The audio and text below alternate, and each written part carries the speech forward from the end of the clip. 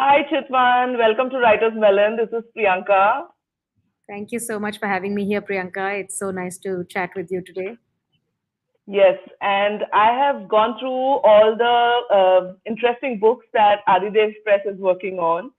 And AdiDev Press is basically a children's book publisher. It's a very new and upcoming publishing house, which you started a couple of years ago. So tell us about your journey of starting up this very interesting concept where you actually want to bring out the South Asian culture and the heritage for children in a very unique and creative way. So tell us about your journey of starting AdiDev Press and what drove you to this business. So I've always been in love with picture books. As a young child, I think bedtime and storytelling was a very much an integral part of our lives, and that passion for reading came very early. But I always wondered why we don't have more books that are rooted in our culture, where we see ourselves in the books, where the characters have names that we recognize, where the settings are places that we recognize. And why, I mean, most of us in that generation grew up with a good, rich diet of Enid Blyton and Faraway Tree and the lot of books. And Oh, they were wonderful, uh, wonderful books, but it was somewhere you would feel that why don't we have such books in India, in which have our own culture. And I used to always keep searching for such books, even when I grew up, went to college, went to university abroad. I used to go to large bookstores and find myself in the children's section, and I would be browsing through the picture books and trying to find books that are very subtle and enjoy it. I would sit in the cafes inside those big bookstores and go through those books and enjoy the quality of the print. And I would hope that one day we would have, somebody would make books like this in India, and we would have this kind of quality of reading. And then when I later on moved, I had young kids and I was living as an expat in Singapore. I started again searching for these culturally relevant books to introduce them to their culture. And especially when you, I think, live abroad, as you will also, I think, empathize with relate me. When you're to. raising your children abroad, you will. You start searching for more. You don't take it for granted ki, they will know any which way, because they may miss out on certain things if you don't make a conscious effort to teach them. And then schools also invite you to talk about your culture, to talk about your festivals. And every year I would go on Diwali and I would be like, it's the same book I'm reading again and again and again. Why aren't there many more books like this? Why is there only a handful, a selected one or two books? So it got me thinking, and I said, let me try creating some books to fill in this gap. And whatever I'm doing is still a very tiny drop in the ocean of things that needs to be done in this category. And that's where it all started. And Adidev Press came into existence, and our first 6 books were launched earlier this year. And we have a Yes, range of 10, 15 more coming in the pipelines that we're working on. great. So I am looking at some of the books, although not in the physical form. So there's one book called Are Your Emotions Like Me? I think that's something that you have written and has been illustrated by um, someone called Shruti. And then there is Kindness with Mahavira. Then there is this whole series of Mahavira, Buddha, Guru Yes. Nanak. And these are, I think, people that a lot of us are inspired by, but are hardly able to tell the stories to kids in a way that they will enjoy. So yes, Yeah. very beautiful books. And can you just open them and show them how they are, like the inner pages? So Yes, these are all board books, yeah, board books basically. been beautifully illustrated by Debasmita Das Gupta. She's Very nice, wonderful very nice. illustration she's done. Yeah. So these were basically, this is a whole series of biographies. I think we haven't done justice to creating biographies for kids in India Hmm. or in South Asia. I think in the Western world there are so many types of biographies at different, reading levels, Hmm. different styles of writing, chapter books, board books, and with different kinds of personalities. And I think it's so important for children to have biographies to feel that inspiration. And we started this series called, it's called Learning to Be. Mm. and to be here means to be human. And Mm. so it's rooted in universal values. If you see, each biography is connected to a certain value which is universal. So these books are not Peace. Okay. necessarily, I mean, the first set is about these saints, but it's more to do with, it's not about he was born here and he, lived here or something. It is more about what did he say, and Mm. what does that, how does that impact my life? What can, as a child, what does it mean to me? What can I do with this in my daily life? So making it Mm. relevant to everybody. So it's not like the book on Mahavir is for Jains, and it's not like the book on Buddha is for Buddhists. It is Mm. something that is relevant to all. Yes. So it's, I I think can there go. was one book which I read and I really enjoyed. The children version of that book was Gita. So there is one book by I think Rupa Pai and it's called Gita for Children. And for some reason, I think a lot of us adults also learn so much more if we start with the children's book because even though we grow up in age, but a lot of times these complex concepts can be so simply put in a children's book as compared to their original text or if you try and read the really the the first versions of those interpretation of those books. So I can totally relate to converting these these very rich teachings into something which is so simple and lucid. And that book, when I read about Gita, so you must do something on Krishna and Shiva as well, I would say. Because for me, Absolutely. I think I was able to learn a lot about these gods from these children's books as compared to what I would have normally learned from, let's say, a television series or picking up the actual Upanishads or things like that. So No, even no, I think we adults can read children's underestimate. book, is what I'm trying to say. Yeah, yeah, 100% agree with you. We underestimate the value of simplifying things. Exactly. And we Exactly. sometimes say, oh, this is too complicated, forget it, we'll deal with it later. But that Mm, later will not come in most people's lives. Then it is just not, it doesn't touch their lives at all because you've left it for later, saying, ki, ye to bahut difficult hai, let it be. And in maybe in your school textbook, you learn that Buddha was a prince, he was born in Nepal, and then he, saw some old guy and sick guy, and he left his kingdom and he went to meditate. Then full stop. correct. Who's going Yeah. to bother to teach the children what did Buddha find in his meditation? What did he discover? What did he say? That is too difficult. But it's not. Yeah. It can be simplified. It can be made Simplified. clear. It doesn't have to be abstract and complex. It can be simple and lucid, and people can get it. Kids can get it. So in Mm, our books, we've really tried to focus on the central essence of what he said. mm, So for Buddha, for example, we've taken that he said that desire is the cause of suffering. Now this is mm, very I mean, people say, oh, don't say this to children, it's too difficult. But we've mm, explained with simple examples that they can understand. Nobody's saying you need to become desireless. Adults are also not mm, desireless. But there's no harm in having that idea in the child's mind. It just takes root when you introduce it at an early stage and you introduce it simply. So we've mm, just said that, he said that desire is the cause of suffering. And what happens, you think about it, when you want something, how does it feel when you start saying, I want something? Can you get it? yeah. Can you get it? Yeah. And then when you get it, don't you immediately want something else? And how does that Yes. feel? Yes. And then if you Yes. get something and it breaks, how do you feel? Yeah. So maybe we can also focus on the inner peace.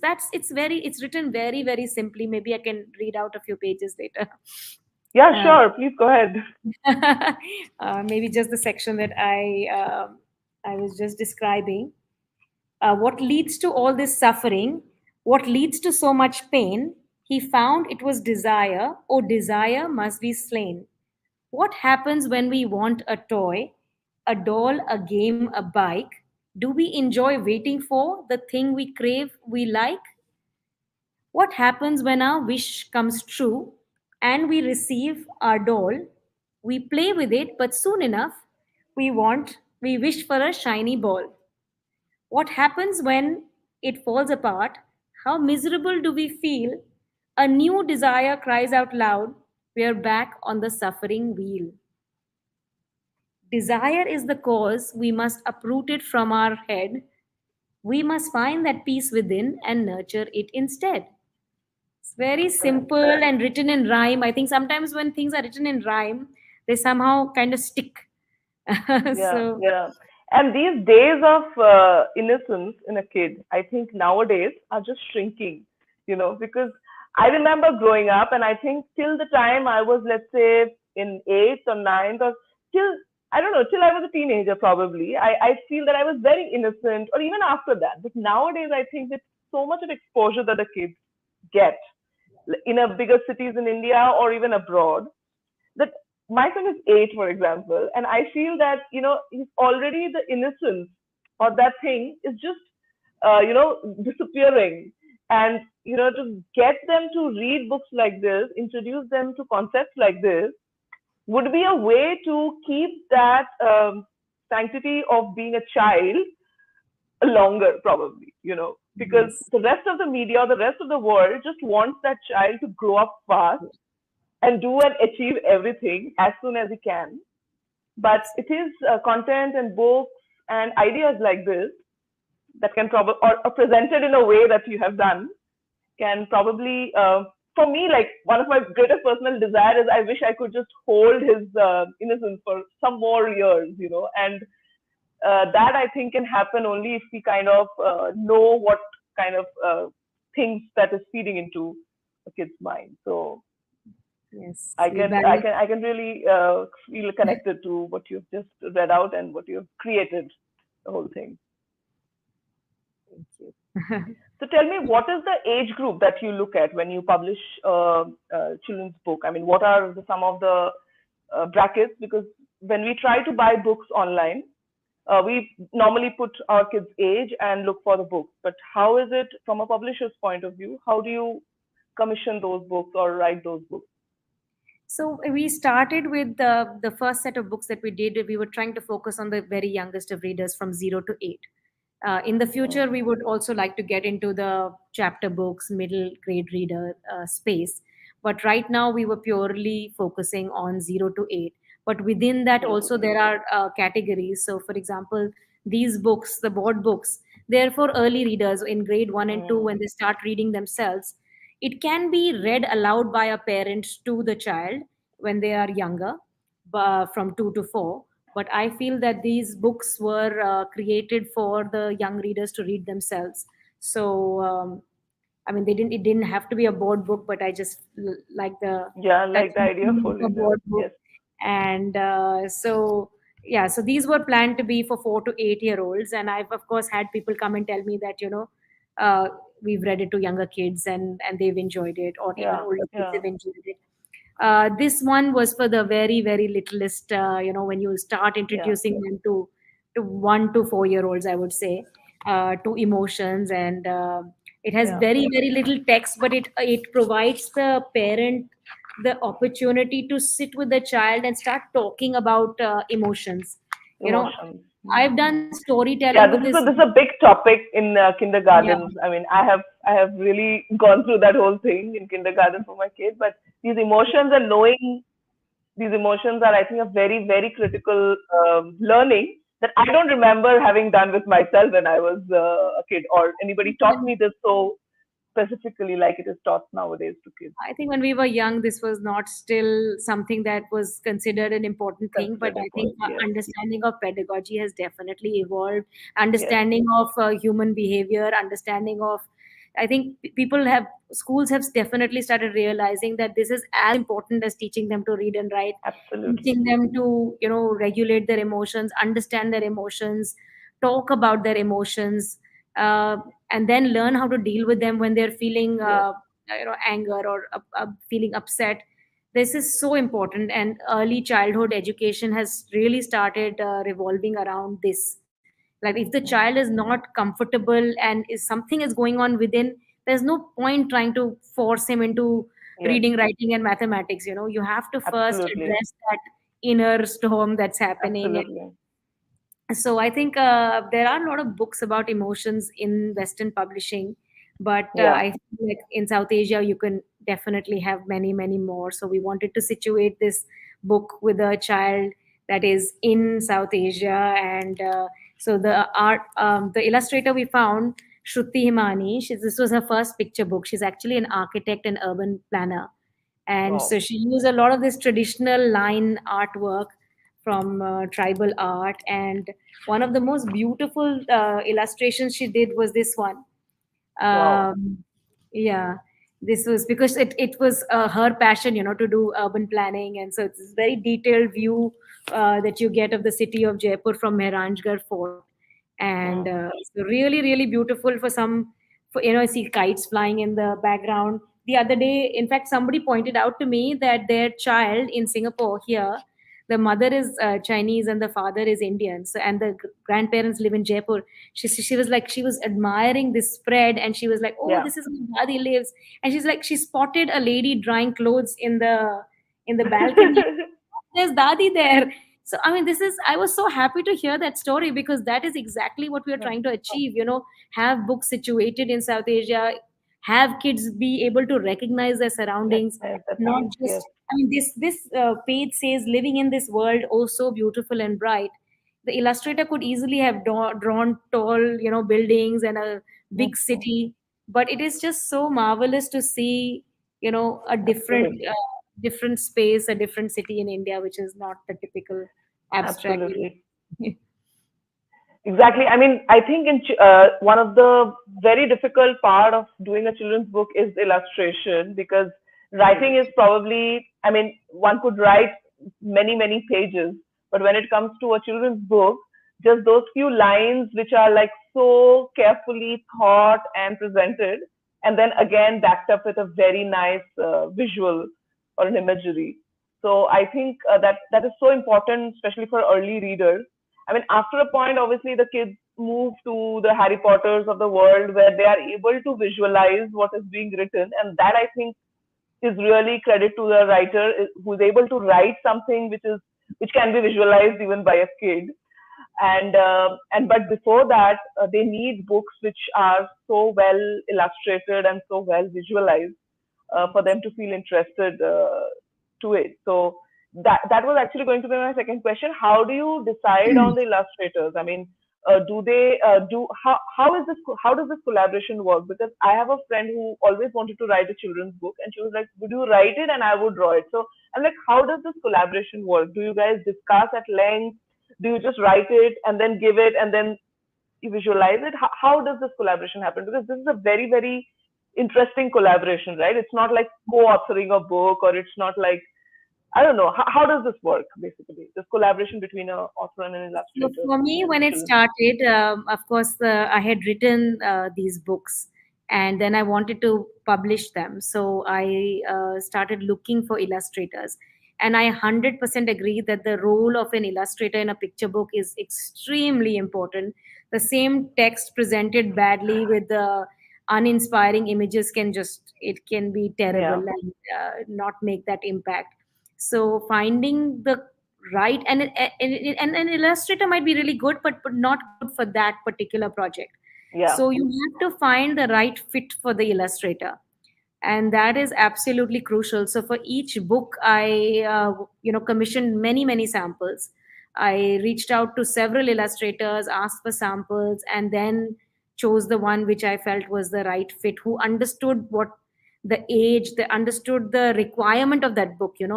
uh, each thing can be done in so many ways. Ways. Let's Yeah. say the Hanuman Chalisa book, there is so many ways to illustrate Hanuman. You see Hmm. books where I mean, Amar Chitrakatha has a different style. You see Hmm. all these other books which are more cartoony, they have a different style. But it has to fit the text. It has to fit the vision for which it was True. written. It has to fit the age for which it was written. So I think to get that right is very, very critical. So And I how is think, your brief to an illustrator? Do you like write few lines and send it, yes. or for the samples you ask for samples like that? You give the title of the book and few lines describing Yes, so I would reach out to them, and luckily, with the social media, it has become so much easier to it. Yeah. find talented people. I don't understand how people used to do it before, because just finding people from word of mouth gives you such a limited resource Yeah. pool.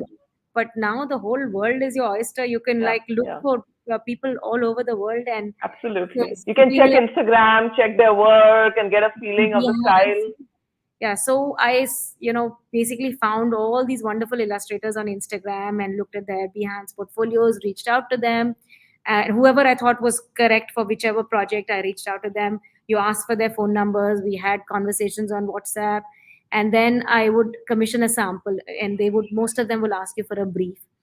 You send Hmm. a written brief that this is for this age, this is this many pages, this is, and then you send some sample text for a few pages, and then you Okay. get a paid sample created. And Hmm. then even if you don't like the work, you pay for the sample, and then Yeah, the ones that got it. you feel like this is just a good match, you go ahead and then you Yes. sign a contract. And We're printing a children's book, sorry, I was saying we are very lucky to have found the the illustrators, and right ones. yeah, Yeah. very very happy with the way things turned out. And printing a children's book must be also a very intense work, right? I mean, getting the right paper quality, getting it uh, in the right size, because it's not standard, right? I mean, the book size. I mean, normal novels are done in like economies of scale kind of a model. But Yes. for children's book, I'm sure the whole printing thing is also like a very intense, involved exercise, right? Yes, yes. I mean, size of the books, of course, we looked around for standard sizes, and felt, I mean, discussed with the illustrator what would be the right fit.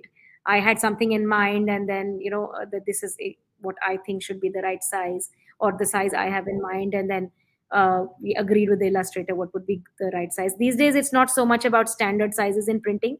It Mm. Earlier it used to be that if you do this size, it will be more economical, Cost, and if you do, yeah. but I think nowadays because the machines can cut any size, so Okay. it's not doesn't make that much of a difference. But finding the right printer was definitely a big challenge, because being a startup, and it was the first Yeah. time we were printing anything. So we did, and we were also starting right in the middle of like the peak of COVID in Pandemic. India. I A can lot imagine. of the Yeah. Most of the printers were shut, and they were not answering our calls, and we Mm. ended up getting samples from China, and then we were still keen to print in India, because then shipping them from China, Yeah. etc., was going to be another task. So we spent a lot of months doing sampling and paper quality and thickness, and just figuring out what is the right fit. But at the end, I think we found a good print partner. We are happy with the way the books have turned out, and are Yes. going ahead with printing more books with them. So Yes. I mean, wish you all the best. I really hope that your books reach out across geographies, US, Europe, Southeast Asia, and of course India, which is, I think, is like a bubbling, bursting market for anything you do. Even a small niche is sizable in a market like India. I mean, any absolutely. niche you talk about also is a big business in India, is what I feel, because there are just so many people and there's such a huge market, evolving market. So yeah, wish you all the best. I hope to see your book soon when I visit India. Maybe I'll get them on Amazon. And yeah, wish you all the best. Okay, And thank you thanks. for talking to us. And no, it was wonderful being on your show. Thank you so Thank you. much. Thank you. Bye bye. Have a nice day.